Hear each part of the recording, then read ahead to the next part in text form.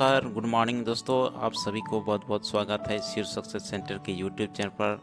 दोस्तों, आज मैं आप लोगों के बीच विश्व का भूगोल अति महत्वपूर्ण प्रश्न NTPC group D SSC GD वालों देखना ना भूलें। बहुत बहुत इम्पोर्टेंट प्रश्न में आप लोगों के बीच लाए हैं। आप सब लोग वीडियो को अंत तक देखिए और चलिए आज की पहला सवाल की ओर चलते हैं। मध्यरात्रि के सूर्य का प्रदेश किसे कहा जाता है? इसके सही उत्तर होगा ऑप्शन 4 यानी नॉर्वे को कहा जाता है। नॉर्वे को मध्यरात्रि के सूर्य का प्रदेश यानी लैंड ऑफ मिडनाइट सन कहा जाता है, क्योंकि उत्तरी अंतरिक्ष क्षेत्र में 15 मई से लेकर जुलाई के अंत तक सूर्य अस्त ही नहीं होता तथा नवंबर के अंत से जनवरी तक सूर्य अस्त ही नहीं होता। ठीक है, चलिए अगला सवाल के चलते हैं। पृथ्वी का दक्षिण ध्रुव किस भूखंड में स्थित है? इसका सही उत्तर होगा ऑप्शन 4 यानी अंटार्कटिका। अंटार्कटिका महाद्वीप या पृथ्वी का दक्षिण ध्रुव पर अवस्थित है। इस महाद्वीप की जलवायु बहुत ठंडी है। यहाँ का तापमान गर्मियों जनवरी में 28 डिग्री सेल्सियस तथा सर्दियों जुलाई में 50 डिग्री सेल्सियस रहता है। इस महाद्वीप में 98% भाग बर्फ से ढका हुआ मिलती है। विश्व में सबसे अधिक तांबा निकालने वाला देश है। इसका सही उत्तर होगा ऑप्शन ए संयुक्त राज्य अमेरिका। संयुक्त राज्य अमेरिका या देश तांबा उत्पादन के लिए महत्वपूर्ण माना जाता है। यह विश्व का सबसे बड़ा तांबा उत्पादक देश है। यहाँ विश्व का 20% तांबा का उत्पादन किया जाता है और मिशिगन, यूटा, एरिजोना, नेवादा और मोंटाना राज्य प्रमुख तांबा उत्पादक क्षेत्र माने जाते हैं। महाद्वीप की सबसे ऊंची चोटी विंड्स मासिक है और इसकी ऊंचाई लगभग 5139 मीटर है और संयुक्त राज्य अमेरिका या देश का तांबा उत्पादक के लिए महत्वपूर्ण रूप में माना जाता है। चलिए अगला सवाल। इनमें से किस देश को यूरोप का कॉकपिट कहा जाता है? यूरोप का कॉकपिट कहा जाता है। इसका सही उत्तर होगा ऑप्शन ए बेल्जियम। बेल्जियम को यूरोप का कॉकपिट कहा जाता है। इसकी गणना यूरोप के सर्वाधिक अमीर देशों में की जाती है। यह मुख्यतः एक औद्योगिक देश है, किंतु यहाँ कृषि एवं वानिकी का भी विशिष्ट महत्व है। इस देश का सर्वाधिक महत्वपूर्ण और एकमात्र खनिज कोयला होते हैं। बेल्जियम विश्व में हीरे का सबसे बड़ा व्यापारिक केंद्र है। यहाँ का एंटवर्प बंदरगाह विश्व का चौथा सबसे बड़ा बंदरगाह के रूप में जाने जाते हैं। ठीक है, चलिए अगला सवाल।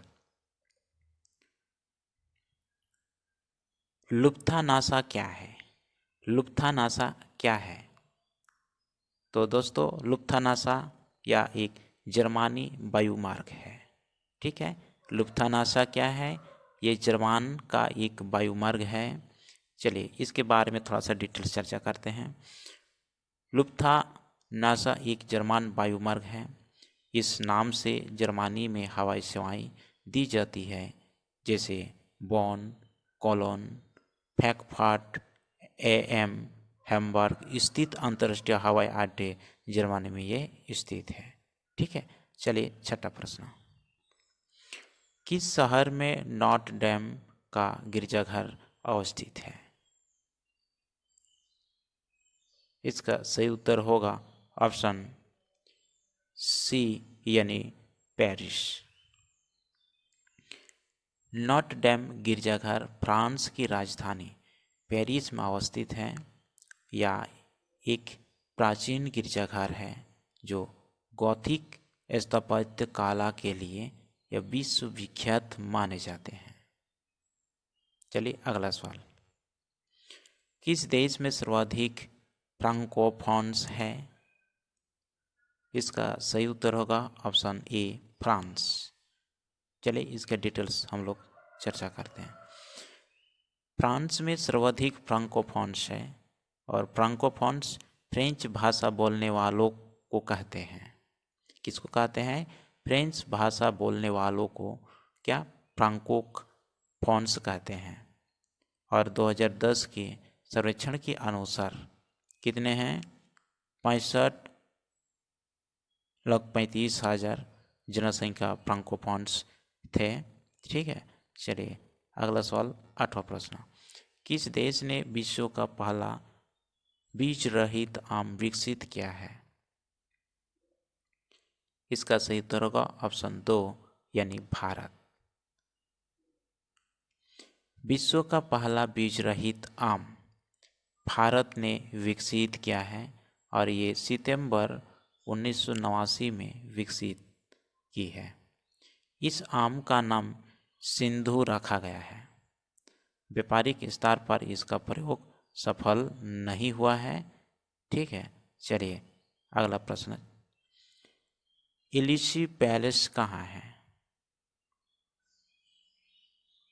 तो इसका सही उत्तर होगा ऑप्शन सी यानी फ्रांस में है। ठीक है, चलिए एलिसी पैलेस फ्रांस के पेरिस में स्थित है और इसका निर्माण 1718 ईस्वी में आरंभ हुआ तथा 1722 ईस्वी में बनकर तैयार हुआ। यह वर्तमान में फ्रांस के राष्ट्रपति का निवास स्थान है। दोस्तों, यहाँ से सवाल इस तरह से भी सवाल पूछे जा सकते हैं कि एलिसा पैलेस किस देश के राष्ट्रपति रहने का निवास स्थान है? तो इसका जवाब क्या होगा? फ्रांस। तो इसीलिए इसको आप आगे पीछे करके इसको पढ़िए, ठीक है, ताकि आप कंफ्यूज ना हो परीक्षा में। ठीक है, चलिए अगला प्रश्न, पिग्मी कहाँ के निवासी हैं? इसका सही उत्तर होगा ऑप्शन ए अफ्रीका के। ठीक है, अफ्रीका के ये निवासी होते हैं। पिग्मी ये लोग मध्य अफ्रीका को मुख्यतः कांगो जैसे बेसिन के घने वनों के निवासी हैं और इनका कद लगभग 1 से लेकर 1.5 मीटर ही होते हैं और इनका रंग काला होता है और इनके विभिन्न नाम से जाने जाते हैं, जैसे कि कांगो में बेसिन में पिग्मी कहा जाता है, श्रीलंका में वेंगे कहा जाता है, इसी तरह से न्यू गिनी में पपुआ कहा जाता है और अमेजन बेसिन में इसको रेड इंडियन के नाम से जाना जाता है। तो अलग अलग जगह पर अलग अलग नाम से इनको जाना जाता है। और ये आज का बहुत महत्वपूर्ण प्रश्न 10 इम्पोर्टेंट प्रश्न में लेकर आए थे विश्व भूगोल का। ये एनटीपीसी ग्रुप डी और एसएससी जीडी वालों आप सब लोग इसको गौर फरमाइश कीजिए।